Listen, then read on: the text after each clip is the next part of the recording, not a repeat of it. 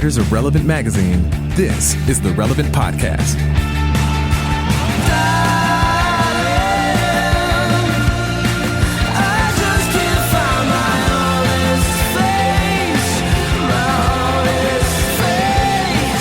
It's Tuesday, July 30th, 2019, and it's the Relevant Podcast. I'm your host, Cameron Strang, and here with me in our Orlando studio on the ones and twos, our illustrious brother, Chandler Strang. Hi.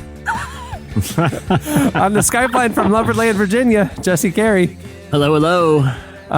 From Nashville, Tennessee, our senior editor, Tyler Huckabee. Hey, everyone. And not in Nashville today, actually in the Big Apple, New York City, author, speaker, podcaster, cowgirl extraordinaire, Annie F. Downs. Good morning, gents. Look at this city slicker. Look at her. On Look at us her. today. Bringing the coastal elite voice into our podcast. Our It's humble, about time. Our humble podcast. I've had the voice, just not the zip code to go with it. So here we Giving go. some representation to the forgotten elites on the coast. Back by popular demand, sitting in with us here in the studio today, my son, 9-year-old podcaster, Cohen Strang. Hello. There you go. He's actually This just is a playing highlight to me. I really like being on the show with Cohen. So He's- this is a he's- dream I come mean, true. I'm listening and He's sitting here playing talking a little. Fortnite on his Nintendo Switch, so we probably won't hear anything from Cohen today. But At least not much. yeah, there you go. Cohen, but I'm back. We're on the show together. I need you to be focused. I need some of your zingers. Usually, Nope. Cohen fills in when Annie's not around. No, that's not true. He told me after he was on the show last week, he's like, Dad, usually I'm only on the year-end recaps. Yeah, that's what. Yeah. Yeah. That's like the only other times that I've actually ever been. That's true. But Just says a lot that he's a direct fill-in for me. Well, hey, he came in with rave reviews. I think You're Annie, not a kidding. lot of. I heard he would make jokes last week on Friday's show. He would make jokes, and I go, "Yeah, that's exactly what I would have said." He's right. Cohen did a great learned job. from the best. He's getting rave reviews. The people want more. And Annie, I think people are mad at you for defending that horrific Cats trailer. That is Gosh, true. could I the think internet the just internet turned on you. It break. wasn't fair. You kicked the hornet's nest. It wasn't I fair. didn't Sure engage. did. I didn't engage. You went up to that hornet's nest and you dropped firecrackers right in there and you lit it and you ran. And it was hilarious, but very dangerous what you did. What you did was dangerous and reckless. You put great. us all in danger. we have a great show in store for you today. Coming up later, we talk to rapper Derek Minor. He's joining us. We're going to talk about like what he sees happening in faith and culture. It's part of our ongoing look at our issue 100 roundtable conversations that we've been bringing you this summer. Also, a slight preview, a brief preview of season 2 of Unedited as debuted yesterday. And my guest this week is Christine Kane. So we're going to bring you some of that conversation as well.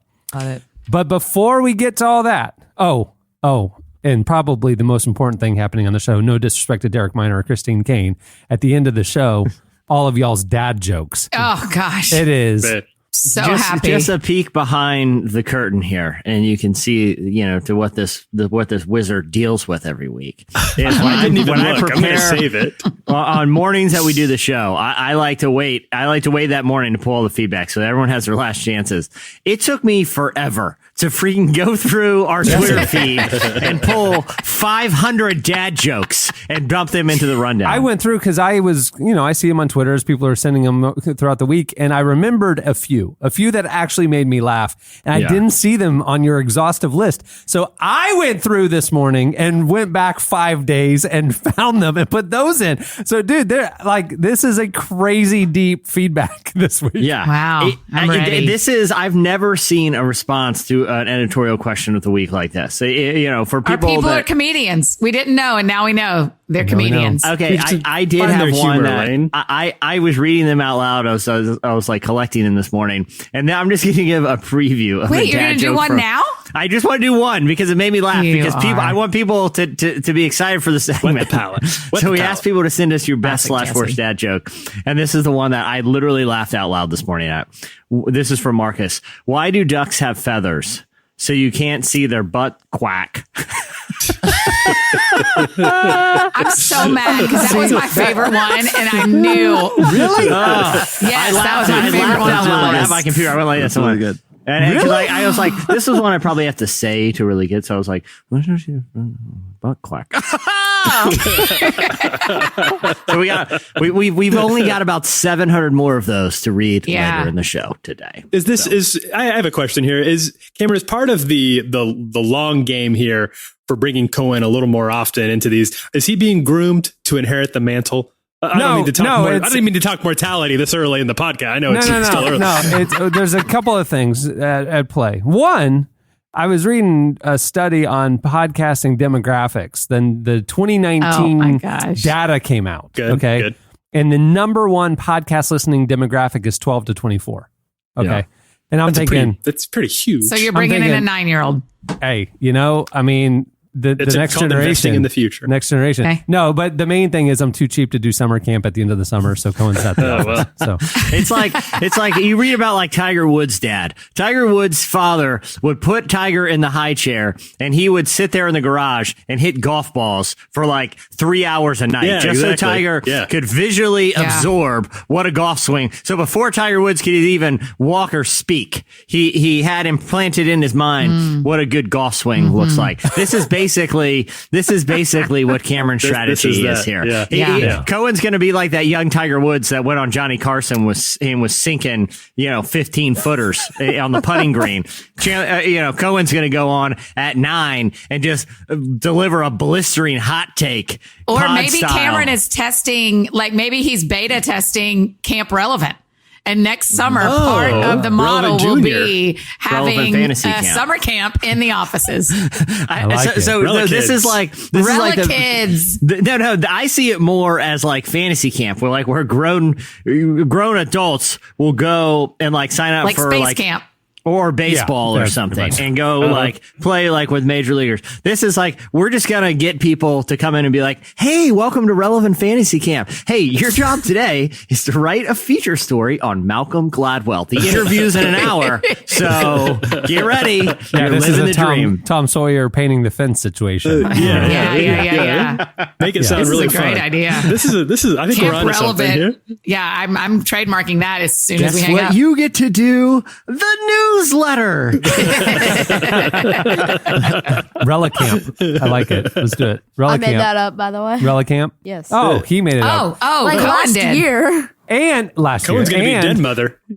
And we were in the car the other day, to your point about the golf swing, we were in the car the other day and Cohen's just quiet, we're just listening to music, and he was thinking of names for his future podcast. Cohen, tell us some options. What do we got? You told me to. Don't you dare say it. Don't say it. I'm not going to say it. I'm not going to debut your brand. Wait, you aren't going to tell us, Cohen?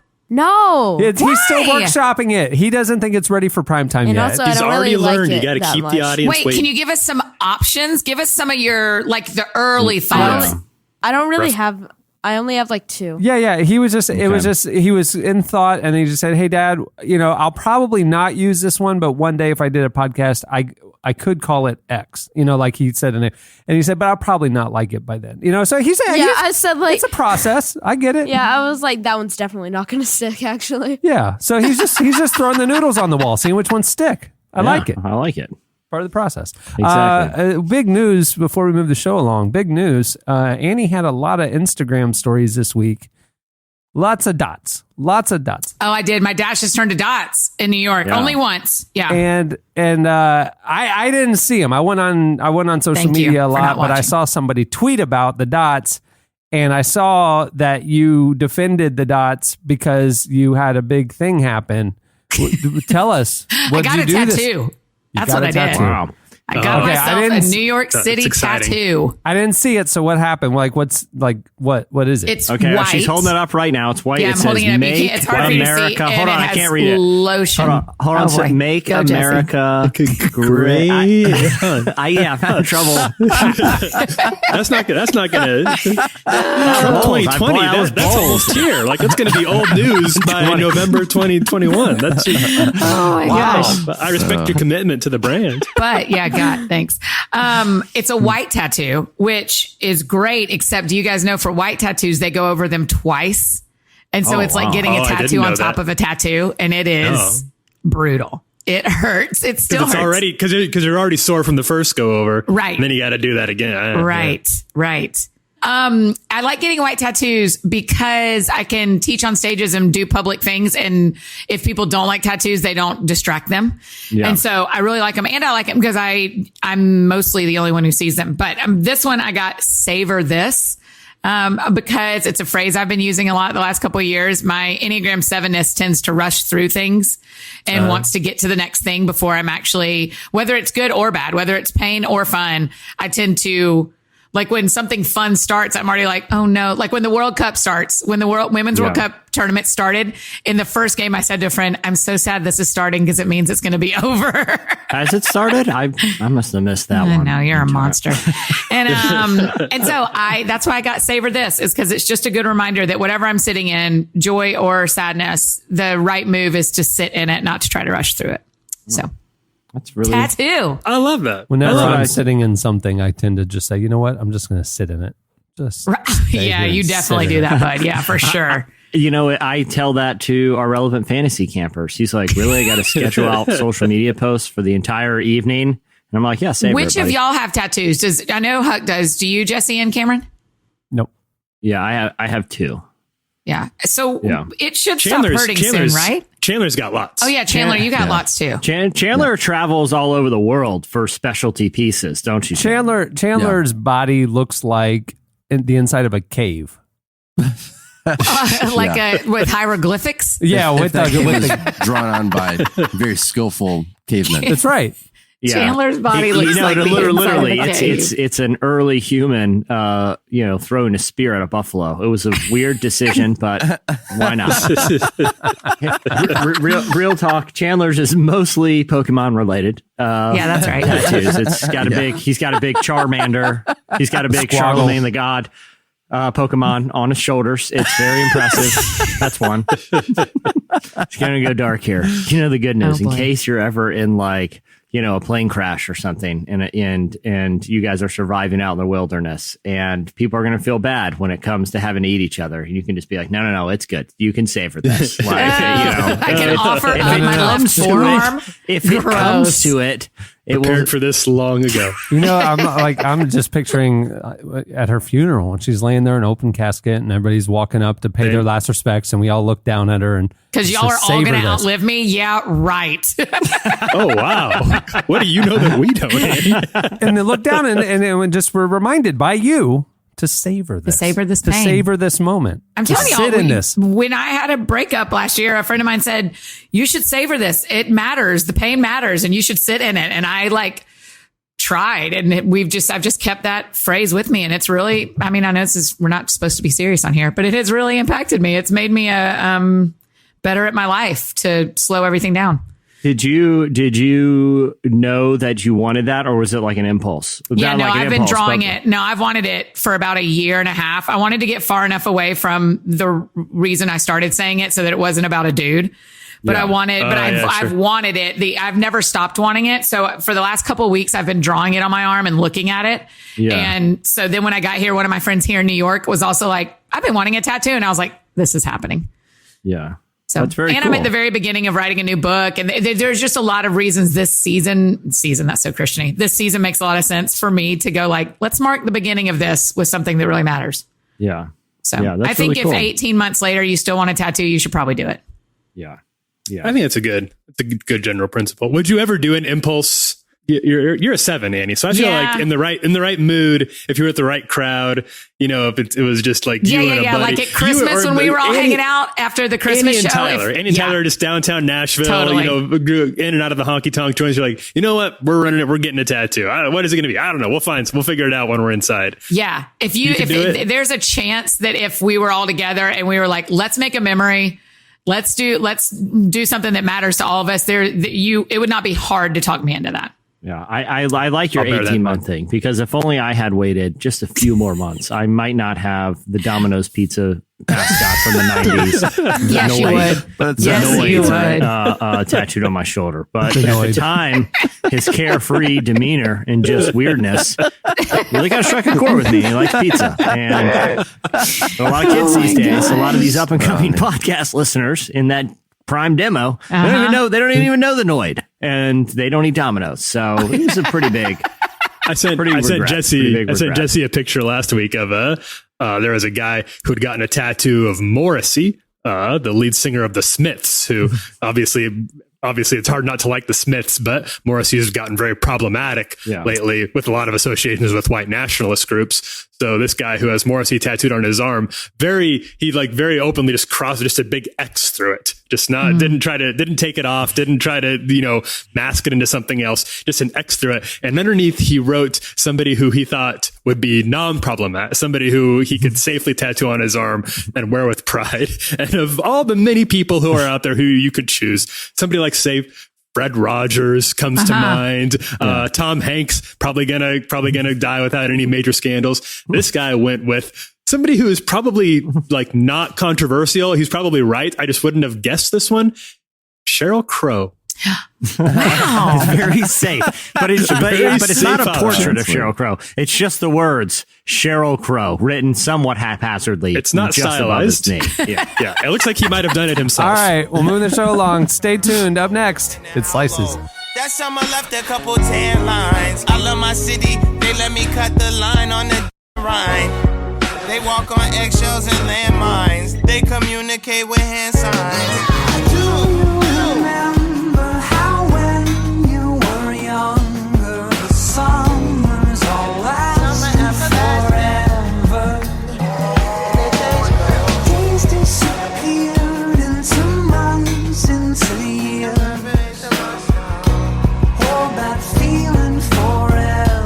You're listening to Chance the Rapper. The song is Do You Remember from his debut album that came out on Friday.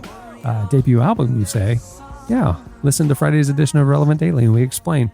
At the beginning of the podcast, you heard Inhaler with My Honest Face. Today's show is brought to you by Bombas. Bombas set out to rethink a product that was an afterthought in the marketplace.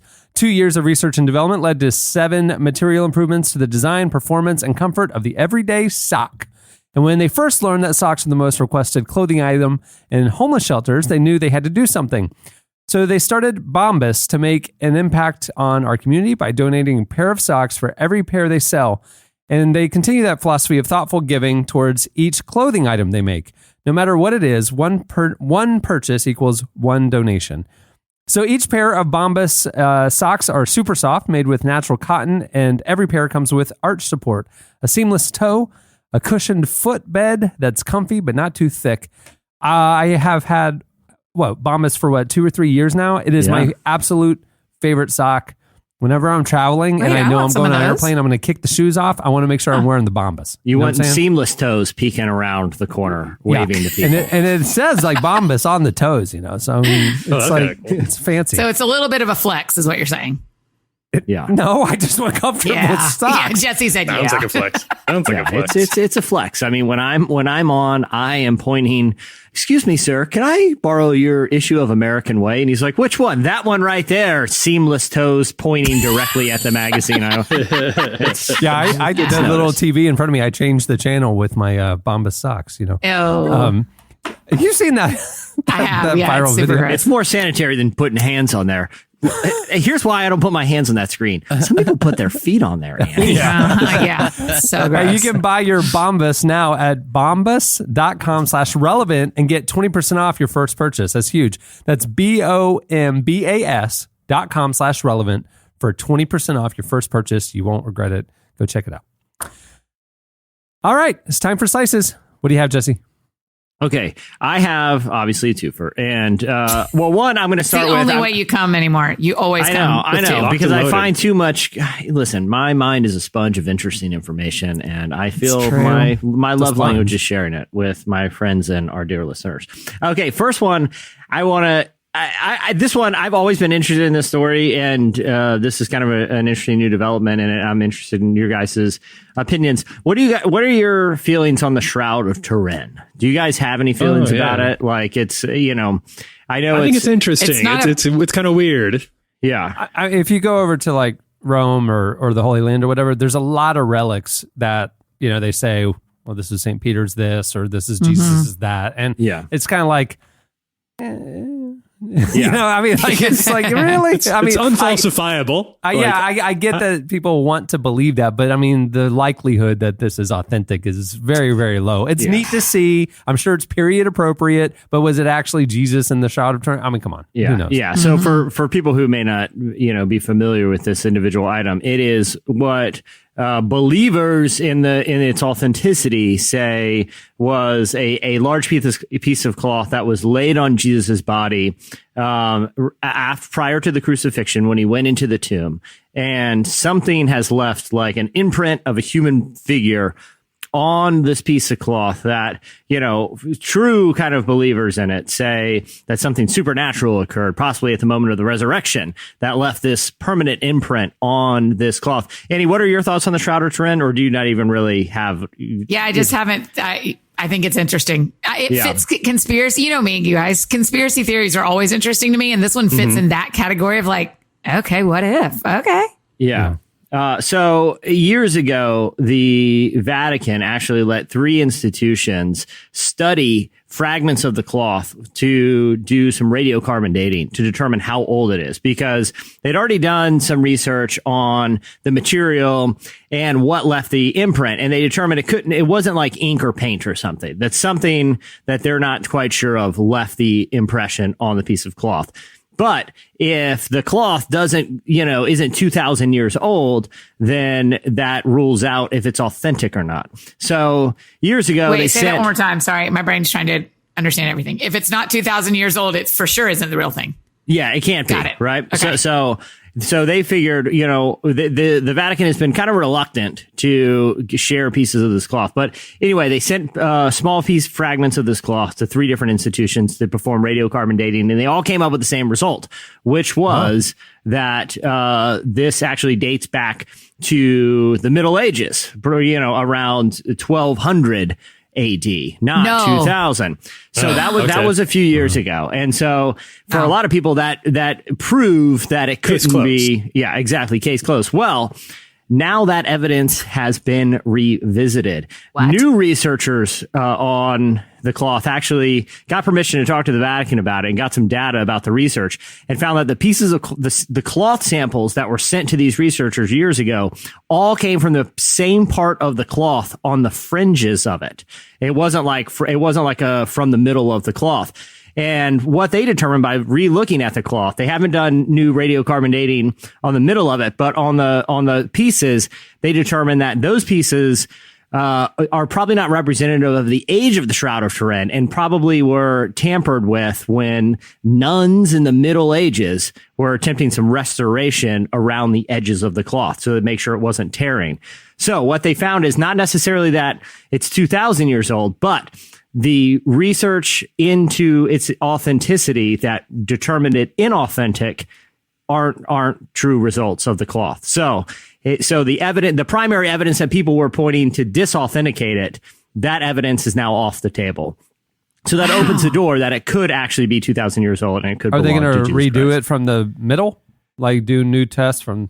If the Vatican ends up letting them, so because it's in possession of the Vatican, they're they haven't been that prone to actually share and let people experiment on it. But with the results of these new tests, they just might do another round of radiocarbon dating. So all I have to say is the Shroud of Turin it's no longer off the table that it could possibly be the cloth that Jesus was wrapped in after the crucifixion. I'm not saying it is, but I'm just saying that according to new evidence, you can't rule it out. So are we going to teach conspiracy theories at Relic Camp?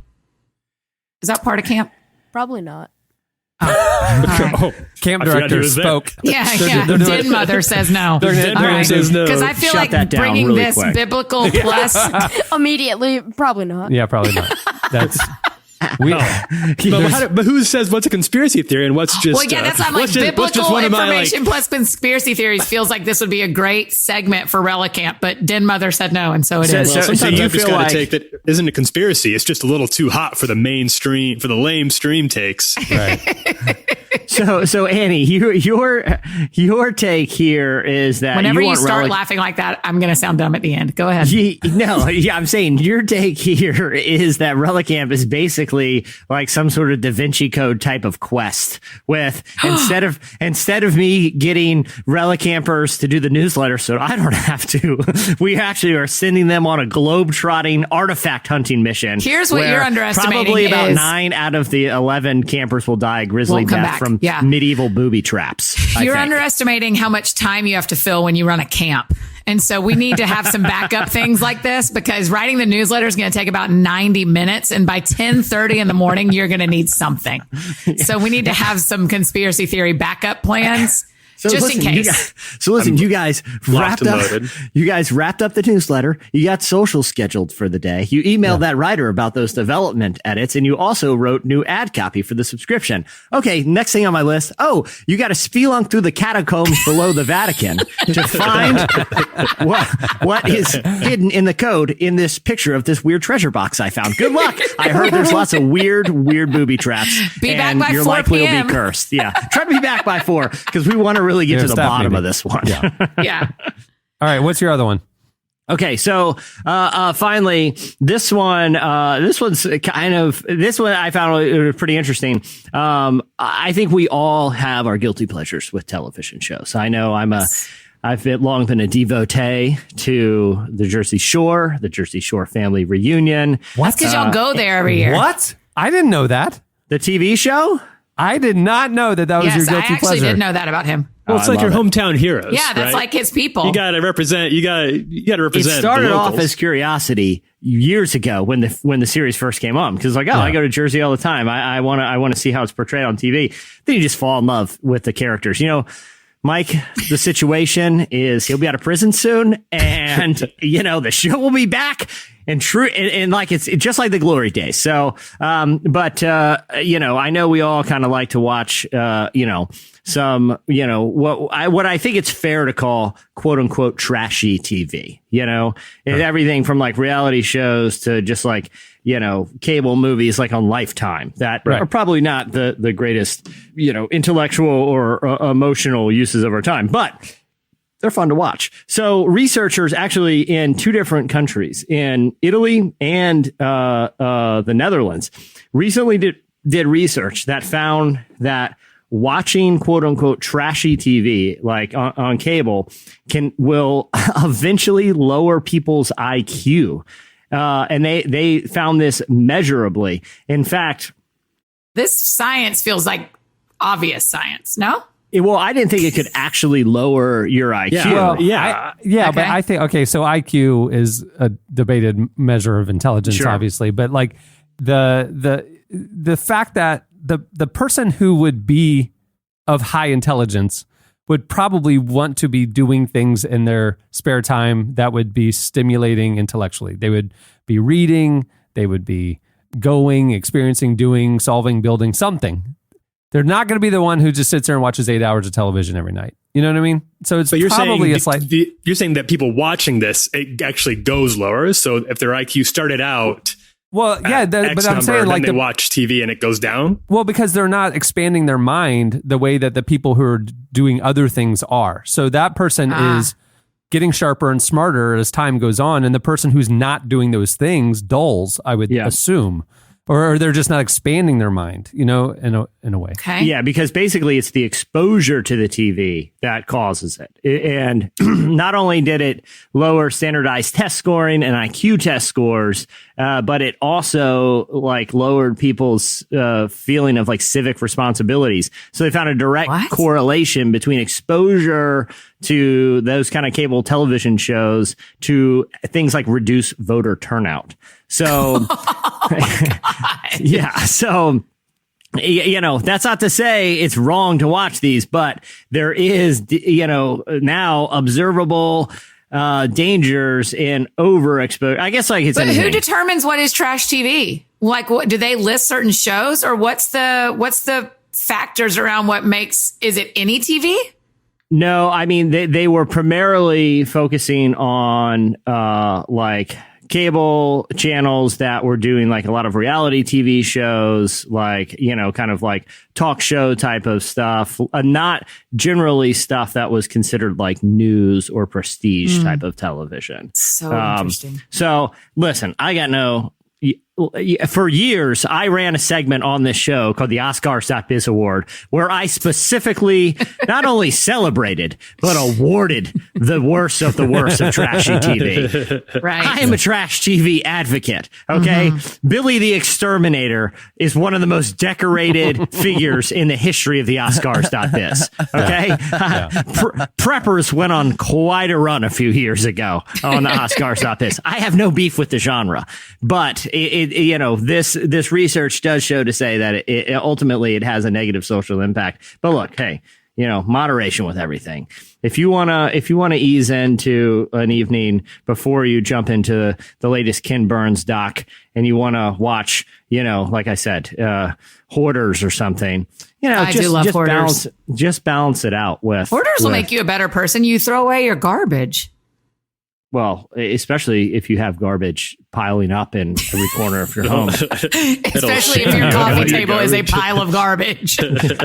Yeah, they quite literally will shame you and bring people to your house to do it. And they will film it and film your reactions. It's quite a show. But stuff like Live PD, I think, would qualify as like trashy TV. Like there's no real value to it. It's like we're watching actual arrests. The more you think about it, the more problematic it becomes, even though I've been a huge advocate for enjoying that show. Don't you think there's kind of been a turn that I don't know if it would change the results of this survey at all, in reality TV for something that's a little more gentle, maybe a little kinder, a little more emotionally intelligent, even if it's not. I'm thinking of like British Bake Off, Queer Eye. I can't remember the name of that Amy Poehler and Nick Offerman show where they the crafting one that was very lovely to watch. I loved it.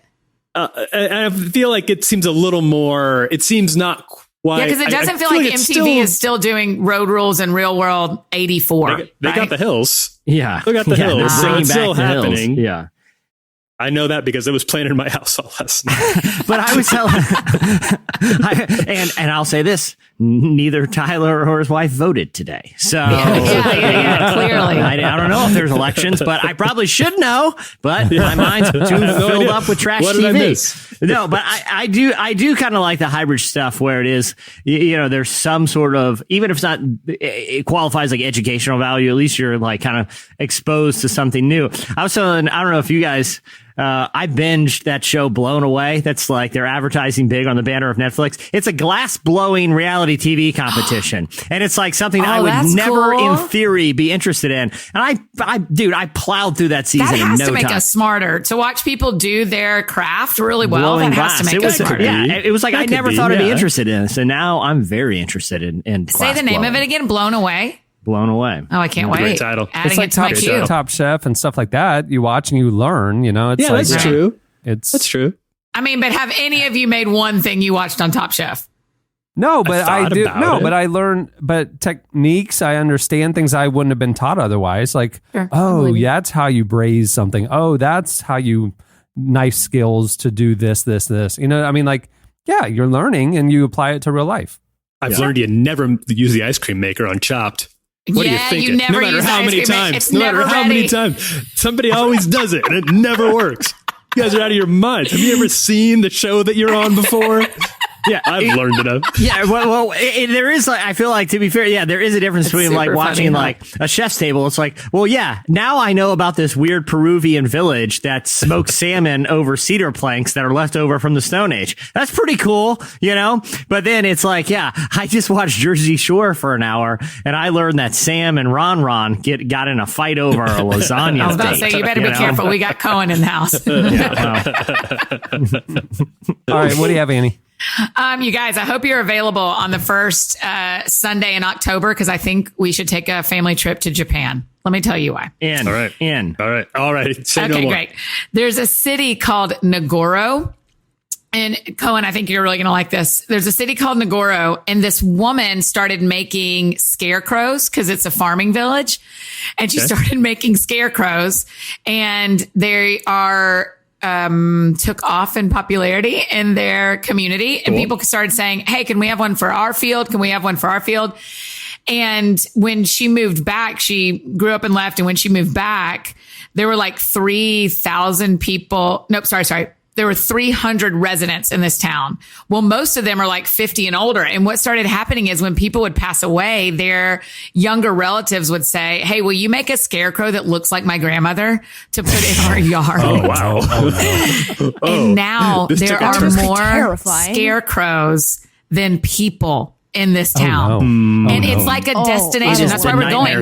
Because there's a scarecrow festival the first Sunday in October every year. I've seen this movie. I know how this ends. I tell you how this movie ends. It's directed by Eli Roth. We go for a carefree jaunt to the creepy Scarecrow Island. And all of a sudden, we find ourselves halfway through this movie in large wicker bird cages hanging over the village while they're like chanting. Okay, the scarecrows come to life. This is really creepy. Okay.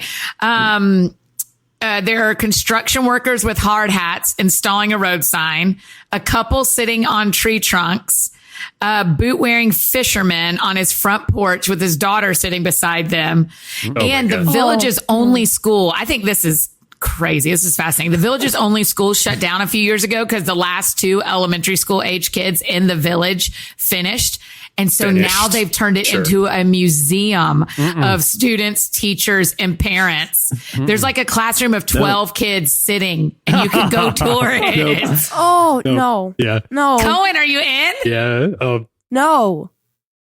Every time I hear something, like I picture it in my mind, and so I'm just picturing that's going to give me nightmares for weeks. Cohen and his dad don't like scary things, so we're I we're get gonna terrified by a bird. Yeah, he does.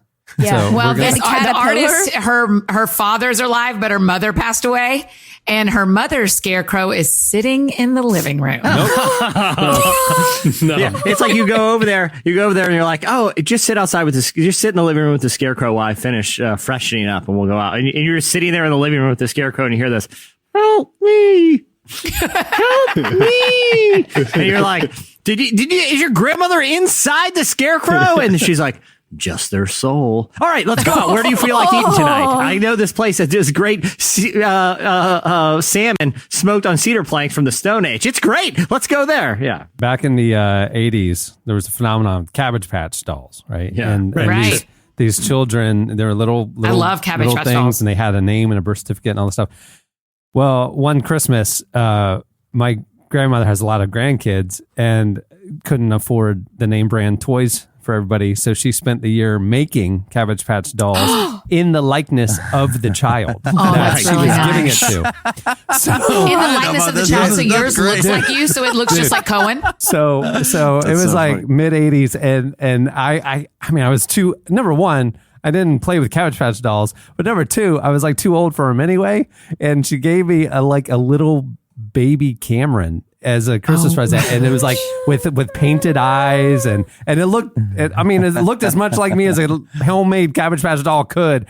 And it came, I'm like, you can't throw it away. What do you do with it? Right. You know, I mean, it's like a thoughtful, loving present. So you still have it? So that thing followed me from house to house, move Literally, after move. I would burn it. I one time burned it and buried it in the backyard. He showed it when I moved into the new house. He was sitting on the back. Threw it into I'm the really ocean. crying Waited. right now. This is too terrifying. Well, the justification was every time, like, I don't want this. And my mom would be like, well, you can't throw it away, number one. You need to save it for your future children. Yeah, because Cohen needs that. Where is it? Is it in Cohen's room? I'm never taking that. Buddy, when we finally moved out of Baldwin a year and a half ago, I saw it in the attic. You still had it? I had it. Wait, dude. it was in the attic? It was in the attic. That's terrifying. And it's no longer part of our family. I've been hearing tiny footsteps up there for a long time. The whole reason to keep never would have wanted that. No, of course not. Like a creepy homemade doll. Never. It would have been awesome to have. It was like too big. It wasn't like the Cabbage Patch size. It was like half the size of an adult. Oh, I think I remember this. Yeah, it was like too tall. Wait. Cameron, what was he wearing? This is very important. A light blue button-down shirt and yellow shorts. Button-down? Yeah. Last time I stayed there, a little boy came into the room and said he wanted to play. He said his name was Cameron too. I figured he was like a buddy down the street. We played for a long time, and he gave me this I thought it was weird he gave me that pentagram necklace, but guys, I'm done. I'm starting to get a little concerned. You know what was else weird? This explains why there is a small caricature Cabbage Patch homemade one of Chandler, and he's wearing like a tiny Supreme hat from 1988. I thought that was weird, but all right, what do you have, Tyler? Okay, so this was kind of interesting. I'm interested to hear you guys' theories about why this is. So there's a big new report from Pew about religious literacy in America, with a lot of interesting findings about how much Americans actually know about world religions, about the major faith groups. One particularly, so lots of, we can't get into the whole survey, but one really interesting tidbit that I thought was very strange, and I can't figure out why this would be the case. For the most part, in general, the more Americans know about a religious group, the more inclined they are to like the adherents of that group,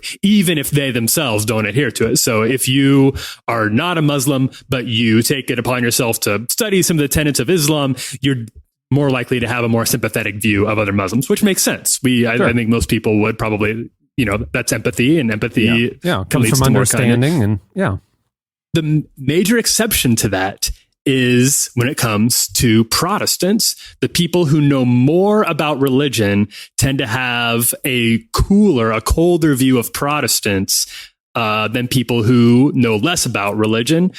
So for some reason, and it is the only faith group in America that actually trends that direction. Oh, wow. And they didn't really get into the theorizing behind why that might be, other than the group, actually, somewhat surprisingly, the groups who know the most about religion in America tend to be people who don't have a religion. Atheists and agnostics are more likely to have a better understanding of world religions than people who are actually in those religious groups. And so the idea might be that if you're an atheist or an agnostic, you might not have a super warm view of Protestants. Yeah, it'd be interesting to find like what the real point of like correlation is, right? Because exactly.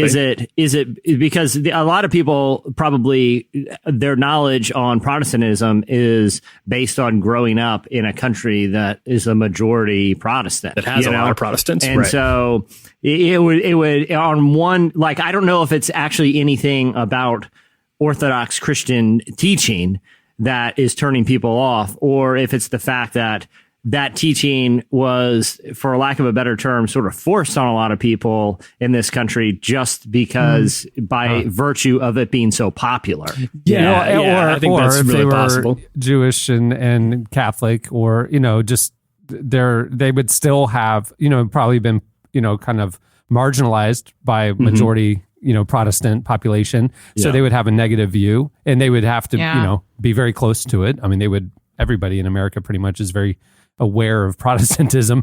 And so you have a major part of a country that probably was marginalized, and then you have a big part that walked out and left for a reason, and there tips it toward the majority. And so that doesn't surprise me at all. Yeah. This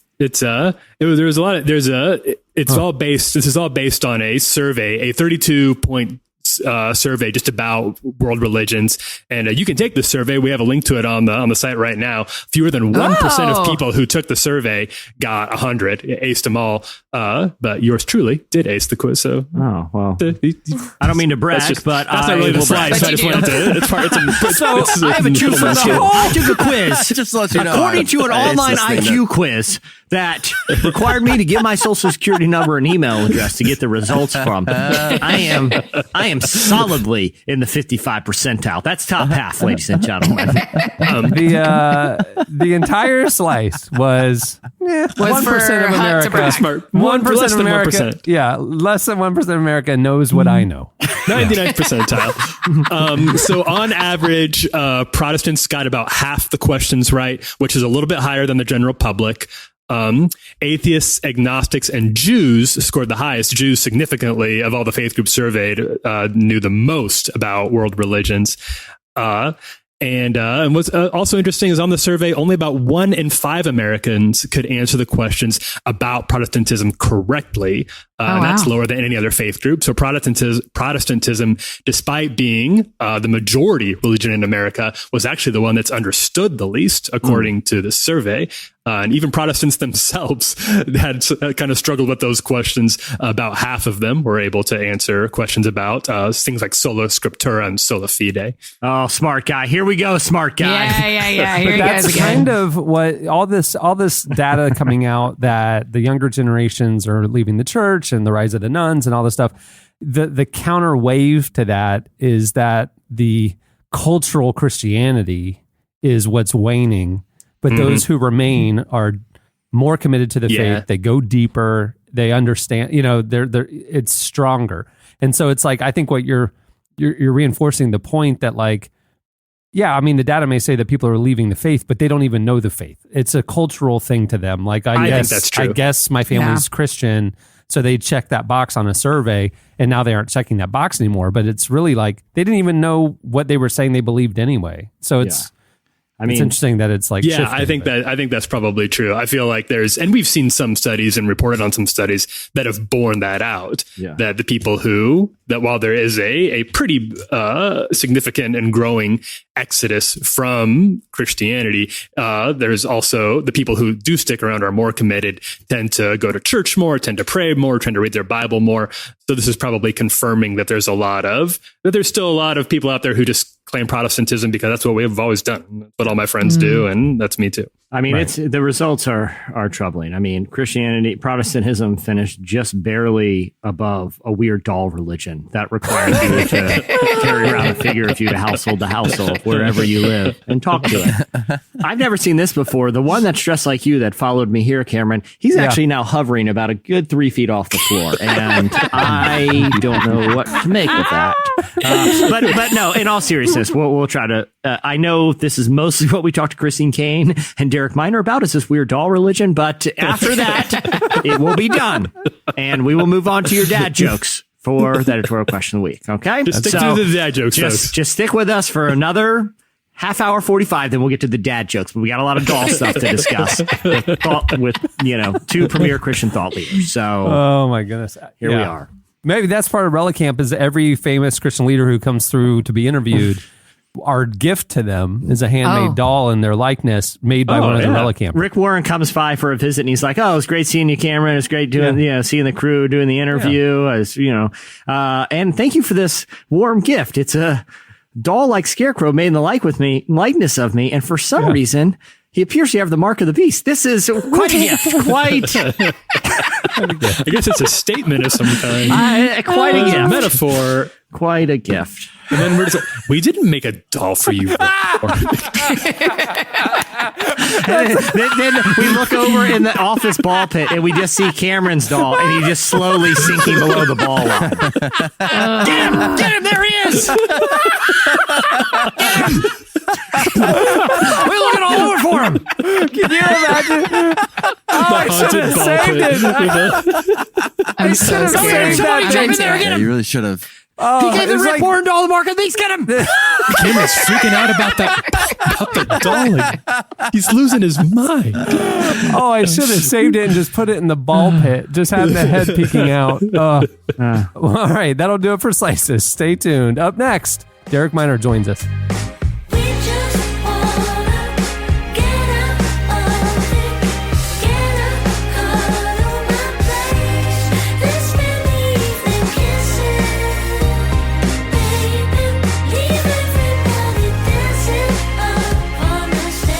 You're listening to Shura. The song is The Stage.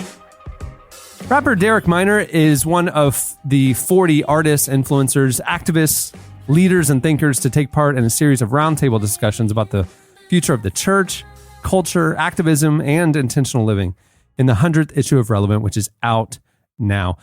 Derek opened up about his insights into hip-hop's important place in modern culture and the church, and also addressed why casual racism is so destructive. Tyler, you actually spoke to Derek for the issue. Tell us about it. Yeah, we had a really interesting conversation, especially about music and some of the trends that he's seen with regards to his own place in the music industry, and some of the trends that seem like they might be something new, but are actually just manifestations of something that's been around for a while.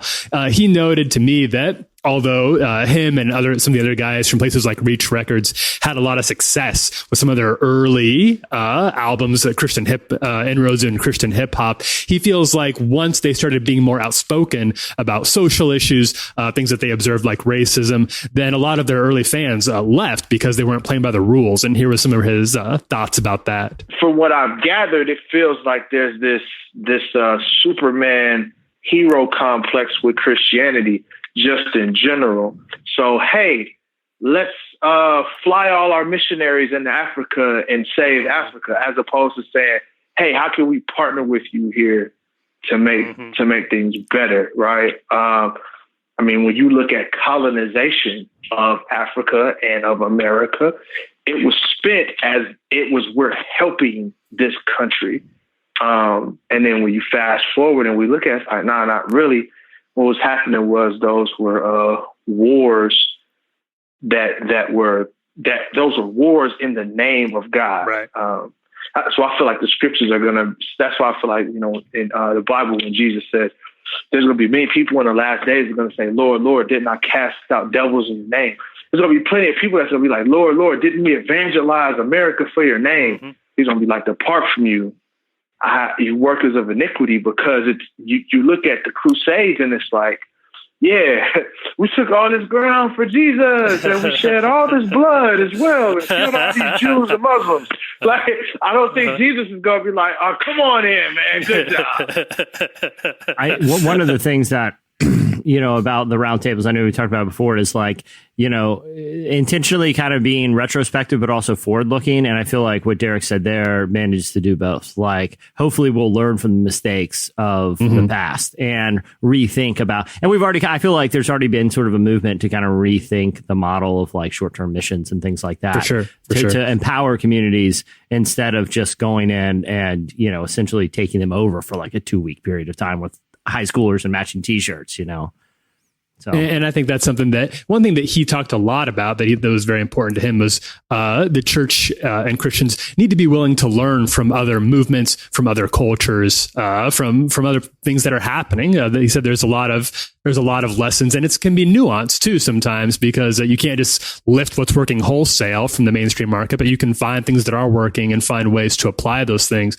And one thing that I was really interested to hear his thoughts about, that we asked a lot of people in the roundtable about, was why the hip hop movement in particular has had this recent sort of God movement with people like Chance, Kendrick Lamar, obviously Kanye, Kirk Franklin was involved in all of those. Why was that movement there? And he had sort of an interesting take on that upon reflection, I think is really true. Black people specifically, when you're talking black music, it's never had an issue with God. Yeah, ever. That's true. Yeah, never. I mean, it's just not. We're just, and I hate to use a sweeping statement, but by and large, most people I know, we're just very God-centered people. Like we love God, even if He's not the center of our life.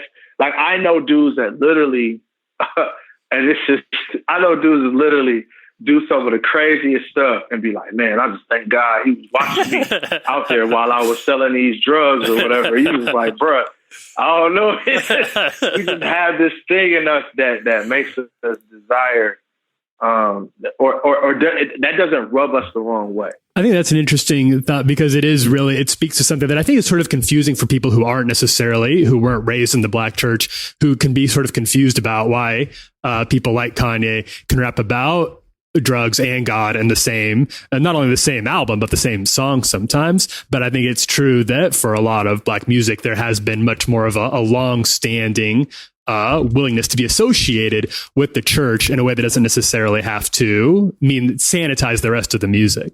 Yeah. And I think too, as like, hip hop in a lot of ways has replaced, rock music, and has, and to a degree, like even certain, streams of pop music as the predominant, musical genre. And as that's happened, I think as kind of a result too, some of those themes like faith and God, are becoming more commonplace in a lot of like mainstream music. Yeah. And I think that's something. So what I wanted to know from him was, from his perspective, what does that mean? Because obviously there's not going to be a whole lot of people who are like in the Christian hip hop world, the Reach world, who are going to be doing a lot of talking about being on the streets selling drugs or anything, or talking about some content that might be considered objectionable. And I thought that his nuance in exploring what the takeaway there was really interesting. I think the thing that people do like about Chance is the contradiction. That's what people loved about Pac. Pac would write a song about shooting people up, and then behind that, he write a song about Dear Mama and Let's Heal Our Community. I think we all live in that space. Nobody is 100% good or 100% in their mind thinking good thoughts all the time. And I think that that's the thing with Chance. It's like 1 minute you're going to get, a God lyric, and the minute right behind that, he's going to be honest about wanting to smash a girl. Mm-hmm. And I think that's the problem with Christian art in general is, and unfortunately, it's just the culture that Christianity has created. I think the problem with Christian art in general is you won't hear a Christian artist admit that, man, I wanted to smash that girl and actually talk about how he actually did it. They'll only say, man, I was just dodging temptation. No one ever talks about the temptation they fell into and the dark places that they actually been beyond these vague terms. And I think that that's why people connect with any artist is they hear their story and they say, yo, I agree with what you're saying. You're speaking my language. You're speaking my story. I think that'd be a tough one for a lot of the industry to take hold. Obviously, there'd be a lot of some of the gatekeepers probably wouldn't be happy about that sort of. I don't think Z88.3, safe for the little ears, is going to be. I don't think Caleb's going to be. But I think it's very true. I think that there is I don't think that means it's wrong. It just means there's a systemic some systemic issues in place that would keep that sort of honesty and vulnerability and authenticity from being really marketable on a Christian level right now. Yeah, and it's not. I feel like it's not just in music too. I mean, absolutely. If you're in any sort of public position as a Christian, you are held to a higher standard. And I'm not saying that's necessarily a bad thing, but it does seem like it limits the opportunity for how vulnerable and authentic people can be. We talked a little bit. This conversation just happened to take place just a couple of days after the initial round of tweets from the president telling the squad to go back where they came from if they weren't happy with the states, and he was feeling some type of way about that. And I thought it was interesting to hear for all the pontificating about was this okay or was this not okay or in what way is this exactly what sort of underlying assumptions are being dealt with here. I really appreciated the passion that he brought, and I thought that'd be an interesting for y'all to hear his comments on those as well. He just literally told a bunch of American congresswomen to go back to Africa instead. Like, that's the most racist thing. I remember people saying that to me as a child when I grew up in the rural South. And I'm thinking to myself, I've never even been to Africa. To this day, I've never been to Africa. You know what I mean? So it's like, I really connected with those ladies when I heard him say that, because I'm like, man, that is just racist. Like, just go back to where you came from. And the only place is America. And I think that you look at the church and it's like, we need these Supreme Court justices or anti-abortion, et cetera, et cetera. And it's like, okay, I dig it. Yeah, there has to be a way we can get those things without playing dirty. I don't believe in the idea of the lesser of two evils. I believe that I believe that we side with the people that are honoring the Lord. We don't usually go political on this podcast, but that's some truth right there. And I feel like, outside of the context of recent events, I think those are refreshing. It's like a refreshingly apolitical at its core, which is we shouldn't have to settle, whatever settling looks like. We should be able to vote in a way that's honoring to our faith and our values.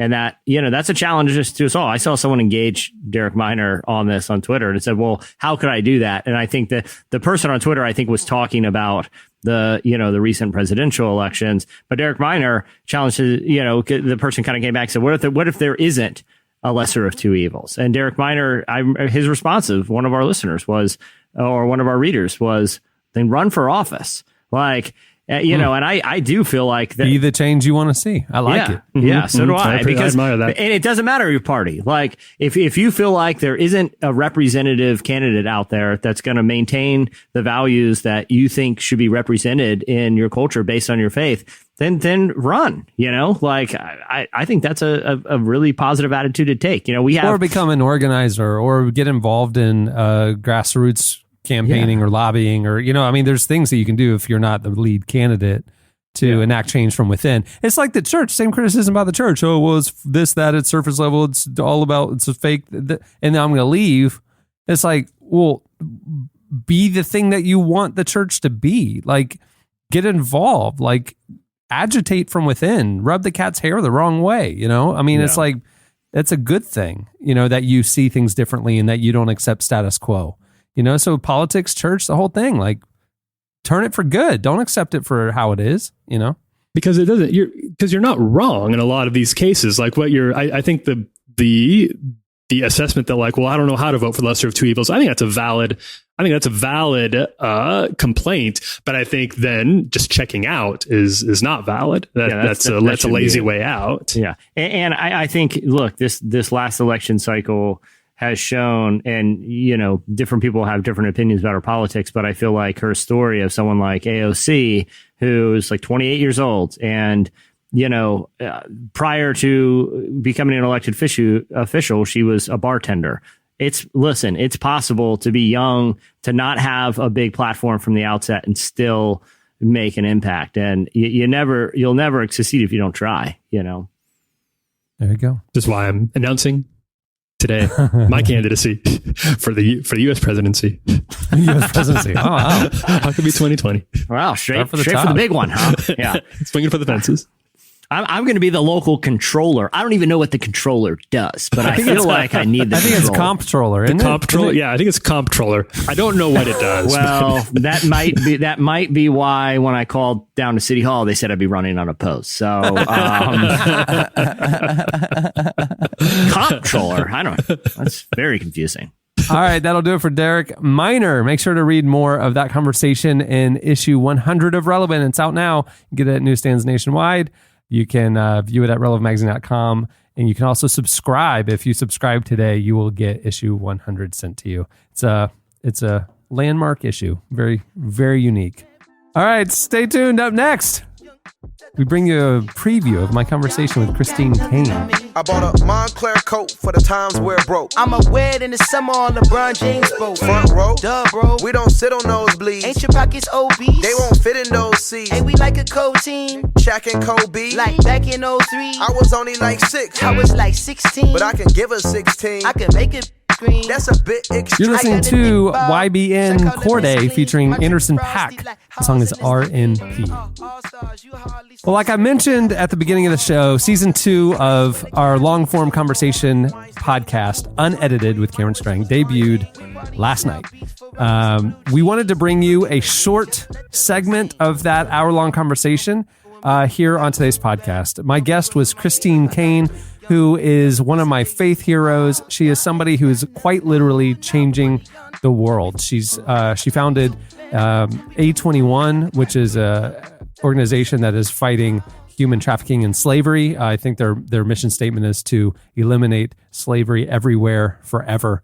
They're doing amazing work. She founded Propel Women, which is raising up women in the church to lead and find their God-given callings. She is an international speaker. She's authored something like more than 20 books. She's preaching every day on global television and has had some of the biggest stages in the world. The thing that's interesting about Christine, coming from Sydney, she came up in the Greek Orthodox Church, and then she moved over to the Charismatic Church, and now she's getting her master's in divinity at Wheaton. Propel is a Southern Baptist partnership. It's nobody that I know of straddles so many different streams in the body of Christ. Her perspective on the global move of what God's doing in this generation is truly unique. She brings depth in her teaching. She is bold and outspoken, And she is, like I said, one of my heroes. Here's a few minutes of the conversation that I got to have this week with Christine Caine.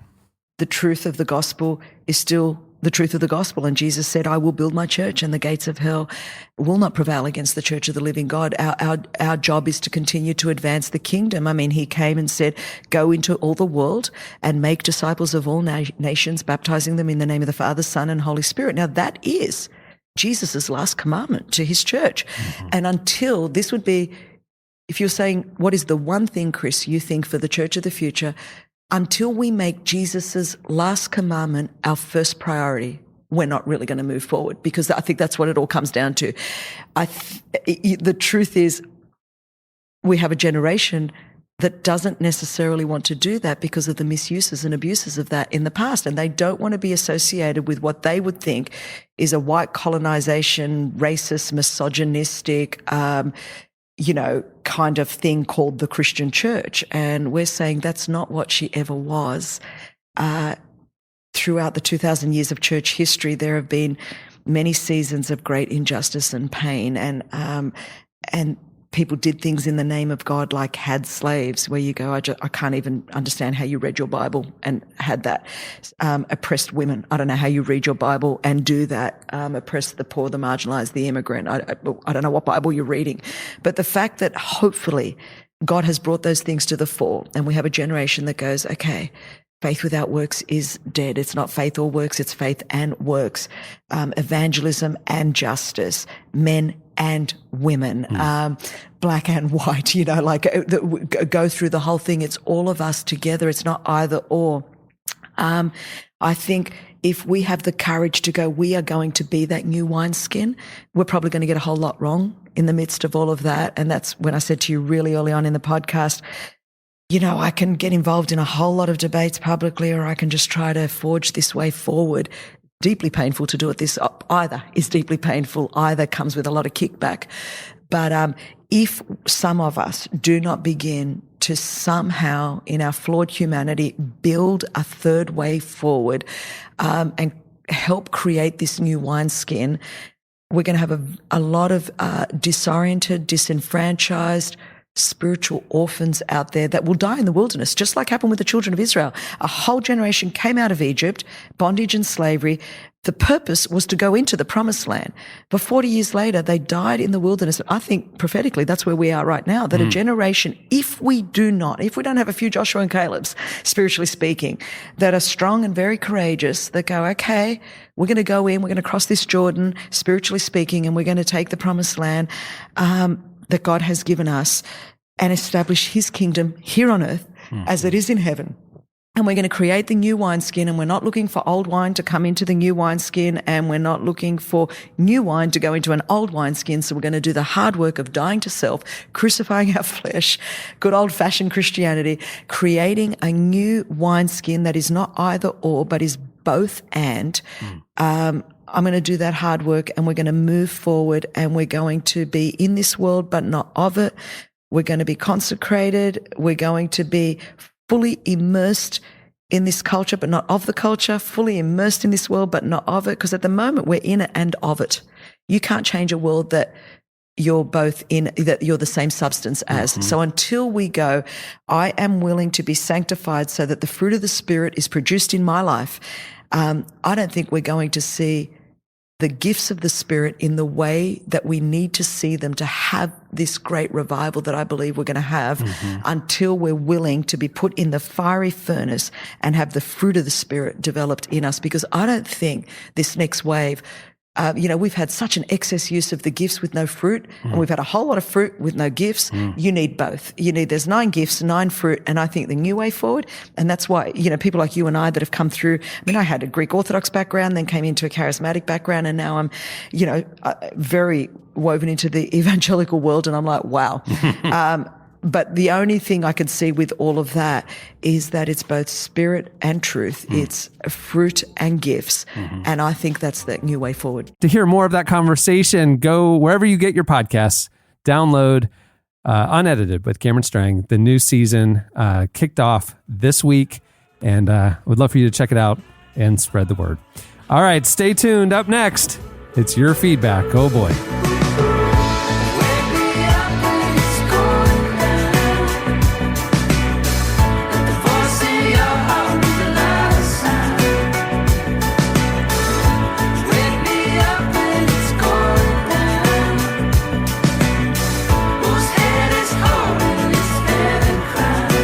You're listening to Grizz Folk. The song is Heavy Crown. Okay, before we get to feedback, we need to bring it back. First time in a year or so. It's time for our corrections and apologies.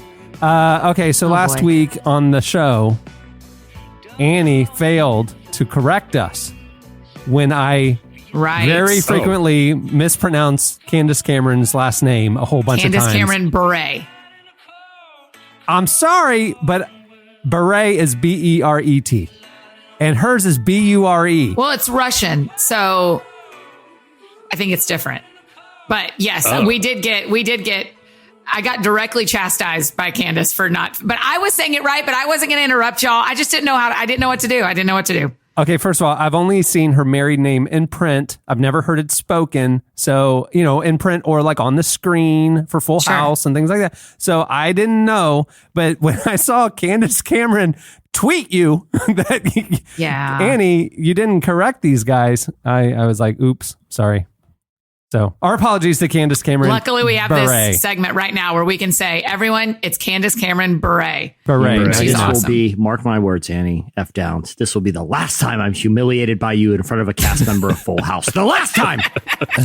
I know I said that 3 other times, but this is it. Yeah. This isn't like a correction or apology. Well, maybe it's a little bit of a correction, but one of our astute Twitter followers pointed out that both Flame and Katy Perry don't have any legal claim to that track that they are in court about, that we told you about on Friday's show. We played you a clip of Flame's 2008 song that had this certain synthesizer syncopation that then showed up in Katy Perry's 2013 song Dark Horse. Okay, we played you the clips back to back. You guys were the jury. Tore the podcast apart. Tore it apart.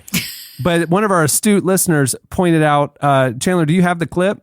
Yeah. That both of them pulled the sound and large part of the melody from a 1985 song that we've all heard. Play it now. Now the order of the notes is different, but the sound and the modulation and stuff like that, basically they just need to play this in the court case. And who is this? And what is this song? The band is Art Noise. The song is Moments in Love. You know, I know where I remember this. It's on the DVD menu screen of one of those Sly Stallone sci-fi movies. This is the sound. This is the sound of a DVD menu screen. Turn it up, Chandler. Like, you remember that when you put on a DVD and there's just like a random song playing where you're like, do I want to watch director's commentary, or for some reason that would never make sense, jump to the 7th scene in this, 7th chapter in this film? Like, when were DVD menu screens a great idea? Well, we got to have something for them to listen to while they're deciding through this plethora of options, I can hear the similarity. I can for sure hear it. Oh, yeah. It's there. It's not exact, but it's there. It's real. All right, now it's time for your feedback. Last week on the show, we put a scientific test to you guys. A study came out that said laugh tracks, like, scientifically proven that laugh tracks make people laugh at jokes that they wouldn't have otherwise laughed at, like bad humor, like Big Bang Theory and things like that. And so Jesse brought it to us, did some corny dad jokes without the laugh track, and then did some with the laugh track. Sure enough, way funnier with the laugh track. So we asked you for Not to me, bud. You had me from get-go. So we asked you guys on Twitter to send us your best/worst dad jokes, and we are going to read them now and see if they are better with the laugh track, right? Are we going to do the laugh track experiment again? Is that what we're doing? All right. So Chandler's back there ready with the laugh track. Ready. And you guys hit us up at Relevant Podcast and send us a whole bunch of dad jokes, and we're just going to rapid fire read them to you, some of our favorites. Here they are. All right. Okay. This one's from Bethany. Hey, guys, why did Adele cross the road? Why, Jesse? To say, hello from the other side. It works. I mainly was happy you picked that one because I wanted you to sing that. That's what I was here for. That was terrible. I know that was terrible. You guys and a lot of listeners are surprised I got pipes like that I've been hiding these pipes for a long time. Michael said, 2 guys walk into a bar, the third one ducked. That one got me. I laughed out loud when I read that one. Ryan also said, "Why can't you trust an atom? Because they literally make up everything." Here's one from Ryan. How many tickles does it take to make an octopus laugh? How many? 10 tickles. We also need, I feel like we also need, just for the sake of science, like a cricket sound effect too, to see what that does. You know? Jessica said 2 fish are in a tank. One says to the other, "How do I drive this thing?" All right. Hey guys, how did the hipster burn his tongue? Oh. He drank the coffee before it was cool. Come on now. I think I've got Cohen on this one. Cool. I feel like, Cohen, you're going to like this one. Yeah. Did you guys hear about the 2 antennas that got married? The ceremony was okay, but the reception was great. That makes no sense. Oh my goodness, Annie! He just said it makes no sense because his generation doesn't know what an antenna is. I have a 5-minute bit about developing film in a dark room that's just thrown out the window now. Thanks a lot. Thanks a lot, digital generation. You digital natives. Let's see how Gen Z feels about this one. Johan said, "Why can't you hear a pterodactyl in the bathroom? Because the P is silent." He was ready. He knew it too. If we're going Jurassic, here's one. Jessica said, "Why can't a T-Rex clap his hands?" Why? Because they were too short. Because he's extinct. We thought you were zigging and you zagged. I like what you did there. Okay. Hey, what do you call a cow that doesn't produce milk? What's that? I've heard this. A milk dud. No, remember. wait. An utter failure. No. Both answers are excellent. Did Cohen laugh at that one? No. Oh. I didn't know. Wait. Here's one that maybe didn't age well. Jess said, "What did the digital clock say to the grandfather clock?" "Look, Grandpa, no hands." Oh. Do you know what a grandfather clock is? Yeah. The big, tall, standing ones with and you know what a digital clock is? Yeah. Yeah. Okay. The numbers. Yeah. That's hey, guys, mountains aren't just funny. They're hill areas. Mountains aren't just funny. They're hill areas. Yeah, I'm not going to lie. That one felt like hill areas. Oh. Yeah. I like this one from Michael. He said, "A polar bear walks into a bar and says, 'I'll have a rum and Coke.' Bartender says, 'Okay, but why the big pause?' The polar bear says, 'I'm a bear. I've always had them.'" Try some without the laugh track. Let's roll the rest without it. Okay, all right. No laugh track. This is just going to be on the merits of the brilliant delivery. Okay. I think we should redo some of those without the laugh track. Yeah, I agree. Okay. All right, go ahead. How about this? Here we go, guys. It's a terrible joke. There's no laugh track. I will make you laugh just on the delivery. Okay. Oh, okay. All right. Okay. So, hey guys. Hey. Have you heard about the corduroy pillows? What's that? No. They're making headlines. Headlines. I said headlines. When you lay on them. I'm going to dumb it down for this crowd. Ryan said, "Why can't a bicycle stand up by itself?" Why can't a bicycle stand up by itself? That's no training. Because it's too tired. It's too tired. It's too tired. I'm thinking It works too on 2 levels. realistically. Ryan also said, "Why can't the pony sing lullaby?" Why can't the pony sing lullaby? Because it's just a little horse. Just a little horse. Oh, yeah. Okay. How about growers? They're growers. This is a variation on one we told earlier. It's from Crystal. None of these really make sense. Why do hipsters wear beanies in the summer? Why is that? Because they have to wear them before it's cool. Come on now. I find if you just shout something after the punchline, like, give it to me. Tim said, "Why did the farmer win an award?" Why did the farmer win an award? Why's that? He was outstanding in his field. Oh, yeah. I love that one. Yeah, I do love that one. I'm kind of losing faith in these. I'm going to be honest with you. I know. They're funnier on Twitter. The laugh track really makes a difference. Really does help. I still love Two Guys Walked Into a Bar. The third one ducked. I still love that one. That was my favorite. Yep. All right. Last one I see here. Ryan said, "How do you know a joke is a dad joke?" How do you know a joke is a dad joke? How's that? The dad told it? No, because the punchline is apparent. The punchline. I do like that one. A parent. It's a parent. That one doesn't need a laugh track. That one soars on its own. Doesn't need any training wheels. Push it. It just soars on its own. Okay, it's time for editorial question of the week. Hey. All right. Well, earlier in the show, we talked about things from our childhood. Well, it started with the Japanese village with the scarecrows, which started out well intended and tipped over to being creepy. And we've it just started off creepy. No, a scarecrow is a functional thing for an agricultural community. It's true. You know, it just it turned creepy. You're not speaking for the crow here because they're literally afraid of them. It's in the name. They're scared. It's all fun and games for the humans. Those crows are terrified.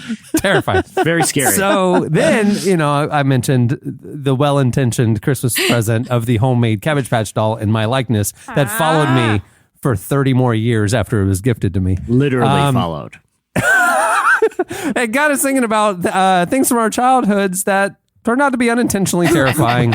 So we want to know stories from your childhood of things that seemed normal to your family, but in hindsight turned out to be probably pretty creepy. Yeah. Hit us up on Twitter at Relevant Podcast, or you can post your longer ones on the podcast episode page at relevantmagazine.com. All right. Well, many thanks to Bombas for making the episode possible. Remember, you can buy your Bombas at BOMBAS.com/relevant to get 20% off your first purchase. Do it. I've used that URL myself. Many thanks to Derek Miner for joining us. You can follow him on Twitter at @TheDerekMiner.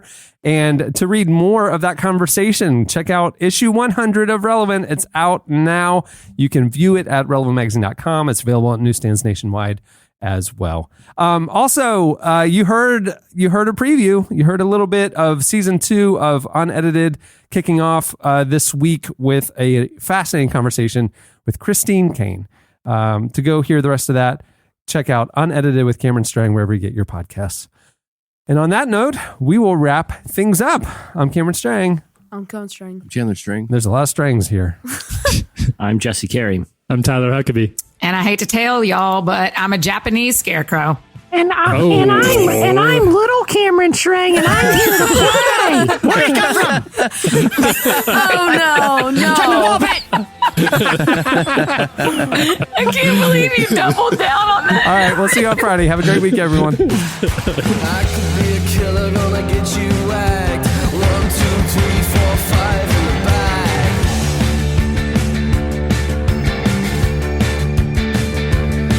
And you have to get up to try and get out of hand. It's all working out just like I planned. Thank you for listening to the Relevant Podcast.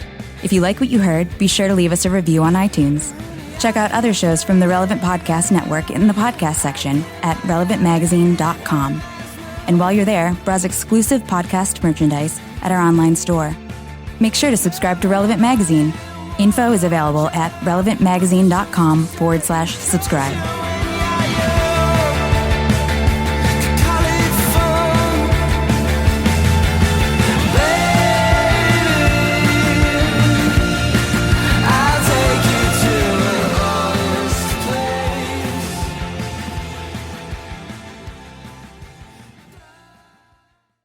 And I'm little Cameron Strang, and I'm here to play. Where'd it come from? Relevant Podcast Network. Time is precious, and so are our pets. So time with our pets is extra precious. That's why we started Dutch. Dutch provides 24/7 access to licensed vets with unlimited virtual visits and follow-ups for up to 5 pets. You can message a vet at any time and schedule a video visit the same day. Our vets can even prescribe medication for many ailments, and shipping is always free. With Dutch, you'll get more time with your pets and year-round peace of mind when it comes to their vet care. Go to Dutch.com to get vet care that is always there for just $92 a year.